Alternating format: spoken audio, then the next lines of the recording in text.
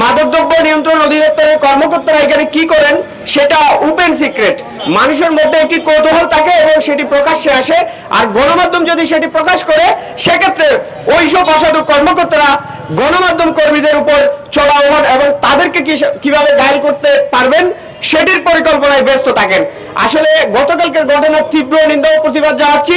একই সঙ্গে যে কর্মকর্তা আমার সহকর্মী বড় ভাইকে ইয়াবা দিয়ে ফাঁসিয়ে দেওয়ার মতো ঘটনা ঘটানোর চেষ্টা করেছে তার দৃষ্টান্তমূলক শাস্তির দাবি জানাচ্ছি। যদি আমরা বলি যে গত 15 বছর আমরা কেমন ছিলাম, সেই সময় আমাদের সামনে নানা ধরনের নাটক সাজানো হতো। মধ্যরাতে বাড়ি থেকে তুলে নিয়ে গিয়ে পরের দিন দেখা দিত ক্রস ফায়ারে ফেলে দিছে, অথবা কোনো সাংবাদিককে ঢাকায় ধরে নিয়ে গিয়ে মরিচের গোড়া দিয়ে তার চোখ নষ্ট করে দিয়েছে। আমরা তো জুলাই বিপ্লব হয়েছে, সেই বিপ্লবে আমরা অংশগ্রহণ করেছি এই ধরনের ঘটনা থেকে বেরিয়ে আসার জন্য। কিন্তু বারবার কেন আমাদের এই ধরনের ঘটনার পুনরাবৃত্তি হবে, আবারও আমাদের রাস্তায় নেমে আসতে হবে? আমরা তো রাস্তায় নেমে আসার মানুষ না, আমরা কলমের মানুষ, আমরা ক্যামেরার মানুষ। আমরা ক্যামেরার সামনে জাতির দুঃখ দুর্দশাগুলো তুলে ধরবো, সফলতার গল্প তুলে ধরবো।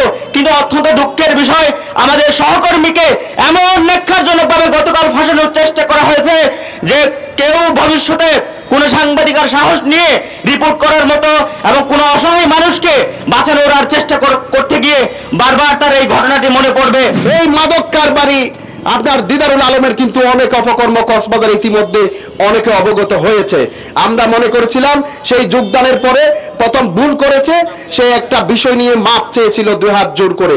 আমরা মনে করেছিলাম সেটি তার এখানে শেষ, হয়তো তিনি ক্লিন ইমেজের মানুষ।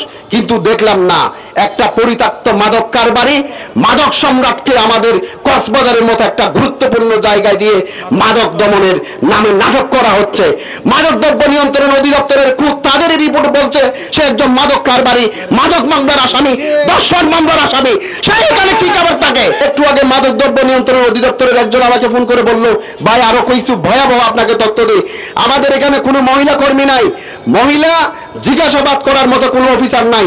এই দিদারুল আলম ম্যাজিস্ট্রেট কোর্টে গিয়ে 2 জন মহিলার রিমান্ড নিয়ে আসছে 3 দিনের, কিন্তু সেই নিজে জিজ্ঞাসাবাদ করবে, কোনো মহিলা থাকে না, ম্যাজিস্ট্রেট থাকবে না, সেই মহিলাদের যৌন হেনস্থা সে করবে। আমাকে একটু আগে সে জানাইছে। তারপরে তাকে যখন গতকালকে মাদক মামলায় হচ্ছে নাম দিতে যখন রাজি হচ্ছে না, মাদক দ্রব্য নিয়ন্ত্রণ অধিদপ্তর এক কর্মকর্তাকে সে থাপড় মারিয়েছে। এত ভয়াবহ রূপ নিয়েছে এই কক্সবাজারের মাদক দ্রব্য নিয়ন্ত্রণ অধিদপ্তর।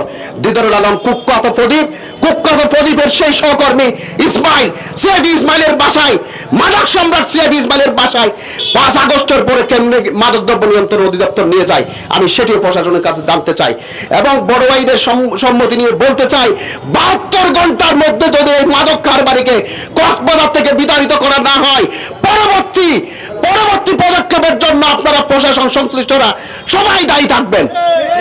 আমরা কাউকে ছাড় দিব না, আমরা ছাড় দিয়েই এইখানে এসেছি। এই মুন্না বিতর্কিত ছিল বলে অনেকে দাবি করে তাকে যখন উচিত ধরে নিয়ে যায়, আমরা সকলে যখন চুপ ছিলাম, সেই গজব আবারও আমাদের উপর ফিরে আসছে। এই গজব আমরা কোনো সহকর্মীর উপর আমরা মেনে নিব না। যেই এডি সাহেব, দিদার সাহেব, আপনার RSBH আমরা ইতিমধ্যে পেয়েছি, আমাদের হাতে এসেছে। আপনি একজন কুখ্যাত জঘন্য অপরাধী। আপনার ব্যাপারে 1/2 ডজন মামলা আছে, দর্শন মামলা, মাদক মামলা। আপনি নিজে একজন আসামি। আপনি আপনার মুখোশ উন্মোচিত করার কারণেই শাহিন মোহাম্মদ রাসেলকে পাঠানোর উদ্যোগ নিয়েছেন। আপনার সেই উদ্যোগ কোনোদিন সফল হবে না। এই কক্সবাজারের সাংবাদিক সমাজ আপনার সেই অপচেষ্টাকে কোনোদিন সফল হতে দেবে না। দিদারুল আলম, আপনি এখানে মাদক নিয়ন্ত্রণ করতে আসেন নাই, আপনি মাদক বিস্তার করতে এসেছেন। আপনার অতীত থেকে আমরা গতকাল রাত থেকে আপনার যে অপকর্ম আমরা সোশ্যাল মিডিয়ায় দেখেছি, আমরা অবাক হয়েছি। সাবধান হয়ে যান। আমাদের কক্সবাজারের সহকর্মীদের নিয়ে আপনি যেই খেলা শুরু করেছেন, এই খেলা আপনি বন্ধ করুন প্লিজ। আপনারা ইতিমধ্যে আপনারা জানেন এই দিদারুল আলম উনি কোথায় কি কি অপকর্ম করে কক্সবাজারে এসেছেন।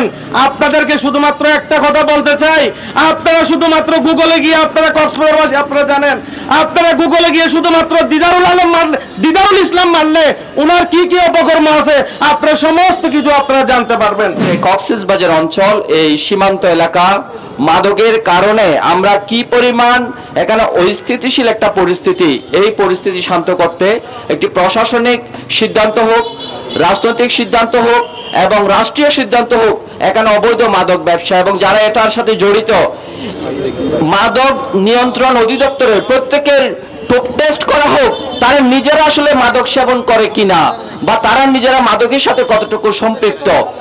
প্রত্যেকটা সেক্টরেই মাদকের এই বিস্তার এটা বন্ধ করা হোক এবং সাধারণ মানুষকে ফাঁসিয়ে দেয়া, যারা মাদকের বিরুদ্ধে প্রতিবাদ করে উল্টো তাদেরকে মাদকের নাম দিয়ে ফাঁসিয়ে দেওয়ার এই অপপ্রচেষ্টা বন্ধ হোক।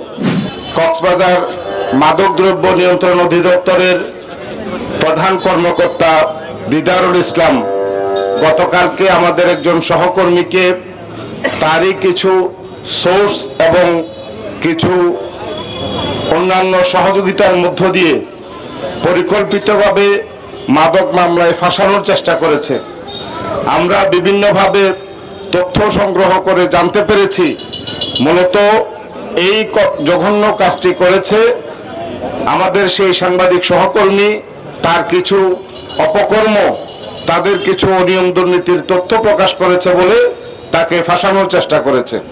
এডিসির মতো একটা দপ্তর আপনি এখনো আছেন। আমরা আগামী 24 ঘন্টার মধ্যে কক্সবাজার থেকে এই কর্মকর্তার অপসারণ চাই। আগামী 24 ঘন্টার মধ্যে এই দুর্নীতিবাজ যিনি মাদক মামলা আসামি, সে কিভাবে অভিযান করবে মাদকের বিরুদ্ধে, সেটা আমাদের প্রশ্ন, পাবলিকের মাঝে আমাদের প্রশ্ন। তাই আমরা এই সাংবাদিকদের মুষ্টিবদ্ধ হাত আজকে শাহিন মোহাম্মদ রাসেলকে এই ষড়যন্ত্র থেকে বাঁচিয়েছে।